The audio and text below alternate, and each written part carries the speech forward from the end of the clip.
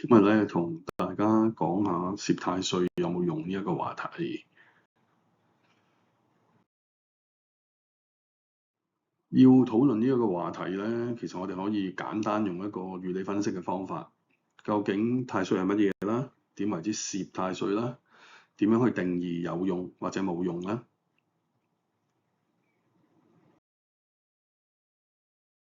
太歲咧，太歲咧同木星咧係息息相關嘅。古人發現咧，原來木星咧就大概12年度咧就圍繞地球、圍繞太陽轉一次。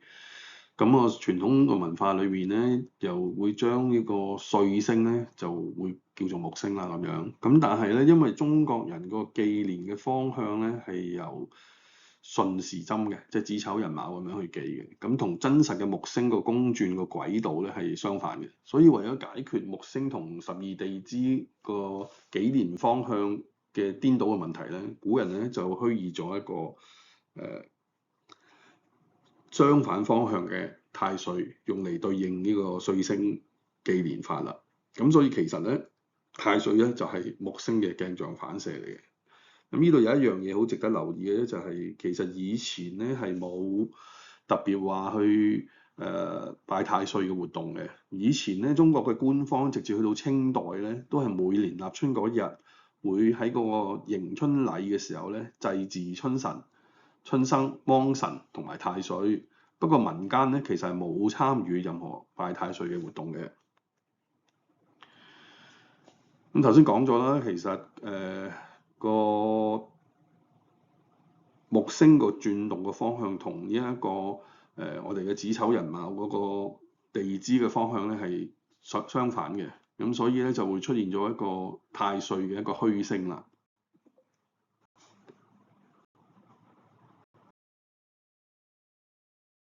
坊間攝太歲嘅方法咧，多數都會同呢一個刑啦、沖啦、犯啦、害啦，即係同嗰個有關啦。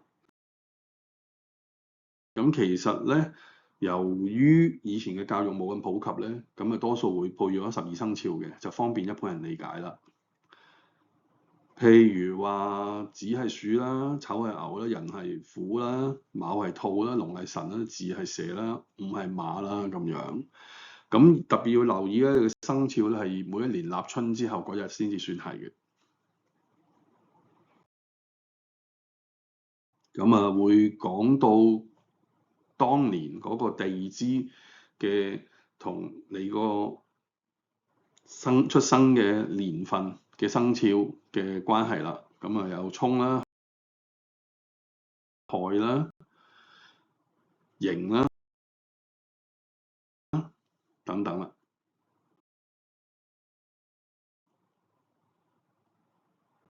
咁攝太歲其實通常就係、簡單啲講，就係當你明白咗生肖就係地支嘅時候咧，咁攝太歲嘅出發點就係當年嘅地支同呢一個你嘅地支會產生咩關係啦。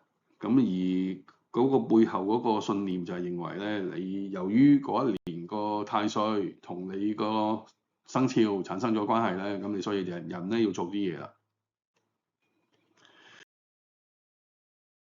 咁如果你用翻傳統術數嗰個嚴謹啲嘅方法嚟到睇嘅時候咧，其實一個人嘅八字係由4條柱組成啦。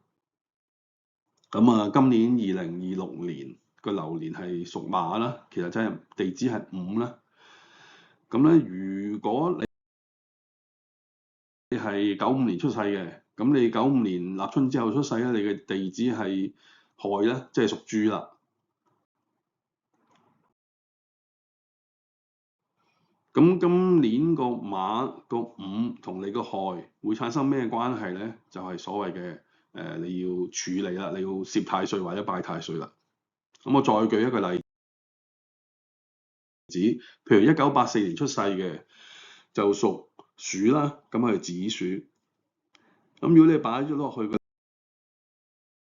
年個地支度嘅時候咧，就發現個年支同呢一個今年流年嘅馬年嘅午子午就衝啦。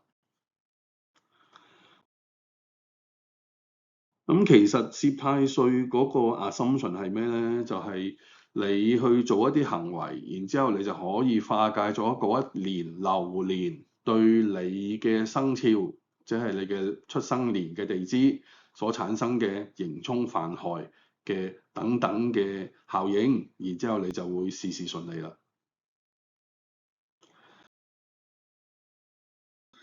咁其實佢背後嘅 assumption 就係話，如果攝咗太歲咧，咁個命運係就會可以改變啦，就會好啲啦。咁係咪咧？其實你係必須要咧明白一個道理，究竟咩係術數啦，咩係宗教啦？術數咧其實就係根據60甲子嘅宇宙規律咧嚟到去推演人生，揾出你嘅限制嘅。換句話說咧，你行到咩流年就會發生咩事啦。咁呢個預測咧先至係可能嘅。而宗教嘅課題係咩？宗教課題咧，佢關心嘅係信仰啦，即係你信乜嘢啦，同埋你點樣超越咗你命運嘅限制。即係譬如我行到嗰個流年，我係一定會破大財嘅。咁我有冇辦法可以超越我嘅限制咧？喺宗教上可以做啲乜嘢可以嚟到去改變呢一樣人生咧？咁我舉個例，大家就會容易啲明白嘅。嗱，呢個八字1981年1月21號，早上0時10分子時出世啦咁樣。咁佢嘅八字就係庚申年己丑月己亥日甲子時。咁如果我哋用呢個攝太歲嘅邏輯嚟到去睇嘅話咧，就會係今年嘅馬年同呢一個年柱嘅地支申有冇發生咩關係啦？咁啊就咁睇啦，好似冇乜嘢喎，純粹係個生肖咧被呢個午火克住呢個辛金啦咁樣。咁換句話說，係咪真係唔需要攝太歲咧？咁我再考慮八字嘅時候咧，其實咧係需要從個整體去考慮，因為年支咧，即係嗰個申咧，其實只係佔咗1%啫嚇。咁而睇八字咧，其實係講緊日主，譬如佢個情況，呢個八字咧就係己土，日主同另外7個字嘅關係。咁你係需要咧從嗰個整體嘅角度考慮，所以咧係唔能夠淨係考慮今年個馬年午火嘅年同呢個辛金嘅地支嘅關係。咁我哋如果識睇八字咧，你會發覺哦，原來呢個八字咧，佢個地支有個特點嘅喎，佢係亥子丑三會水局嘅，即係個大水局嚟嘅喎。咁水大水局水為財嘅，對於呢個八字嚟講因為佢係己土嘅日主，我克者為財咁樣。如果你淨係考慮嗰個地支嘅年支同呢個流年之間嘅關係有冇刑沖克害咁樣？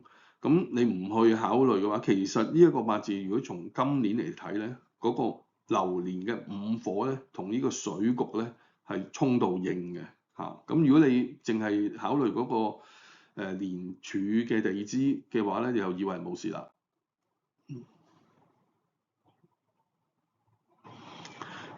所以攝太歲嘅作用有冇咧，係好值得思考嘅。再講啦，其實我哋相信咧，術數其實係相信咧，人世間萬事萬物都有一啲規律嘅。咁而呢啲規律咧，係好大可能係嚟自星體嘅影響，即係譬如月亮啊，譬如木星啊、火星啊等等等等。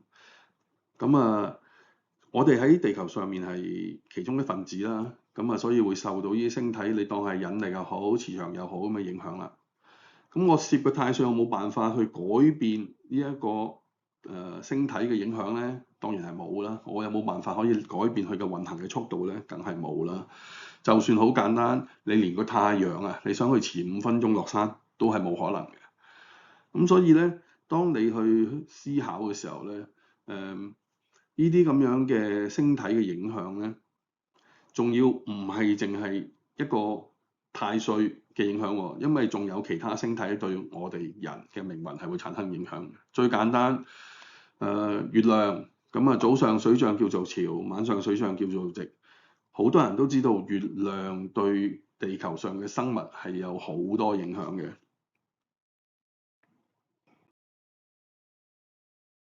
咁啊，由於咧要決定知道咧攝太歲有冇用咧，咁我哋其實先要解決一個界線嘅問題，即係譬如我今年我個運氣有60分，我試完之後變咗70分，咁啊梗有用啦。但係究竟你原本係幾多分咧？呢個係非常之難去討論嘅，因為術數講嘅多數係趨勢，而好少係可以量化嘅。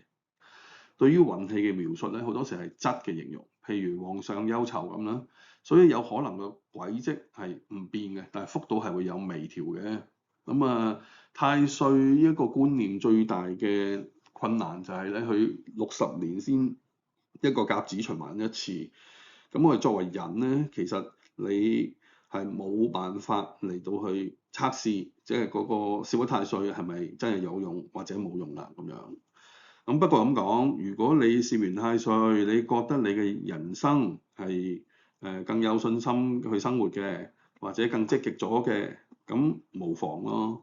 咁但係如果你話純粹從術數講到嗰個角度去講嘅，係咪就可以攝完太歲心想事成咧？今年你係咪就會一帆風順咧？咁我就不必啦，我覺得嚇，咁啊非常有保留啦呢個。咁啊好多謝大家今日睇咗呢條片啦，咁我呢個頻道咧會分享我學習術數嘅點點滴滴啦，亦大家有興趣咧，亦都可以 follow 我Flash 上面嘅存在語譯嘅 account 嘅，咁嗰個 account 咧基本上會每日都會有啲 update 嘅，咁亦都歡迎大家 comment、like 同埋 share 啦，啊同埋記得訂閱我嘅頻道，多謝大家。